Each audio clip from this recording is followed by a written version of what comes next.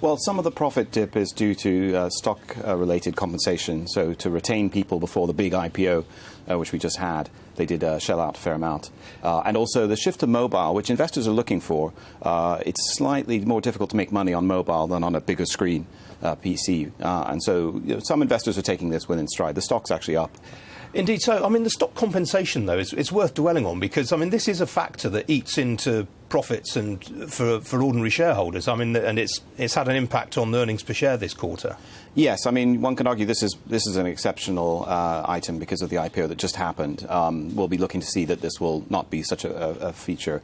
You know, most of the employees will be locked up for at least 6 months or 12 months, so there may be some concern in future quarters. But I think the next quarter would be a more normal quarter in that sense. Yeah, and as you say, I mean, the mobile growth has been absolutely spectacular. Do you see this continuing at this sort of clip? Yes, I mean, the vice chair of Alibaba mentioned that Alibaba has added more mobile users than the population of Texas in the last quarter. I think 27 million new users. Now, of course, they still have to make money from all of those, but they are making some money, and I think if they weren't shifting to mobile, there would be a lot more concern that even if they're slightly less profitable on mobile. It's a phenomenally profitable company still.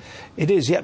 However what you cut it, margins are sliding. I mean, that is not something investors will be too happy about, presumably. No, so people have to sift through the stock exchange, the stock compensation and also the mobile. But I think Jack Ma last week made a comment that I think Alibaba has made more money in the last 15 days than I think Amazon in the last 15 years, with a very different business model. But, so there's a bit of trash talk, as they say. So Alibaba is not the only e-commerce company in China. There's others like Jingdong or JD that are nipping at its heels. But e-commerce is seen as a pillar industry by the government. The Prime Minister said it will overtake property and construction as the leading industry in China. Yeah, and I mean, it's worth pointing out this business is now valued by more by the market than Facebook. Yes, I think we're into the $250 billion range. You know, so people who liked it at $68 a share, I'm not sure how much they like it at $100 a share.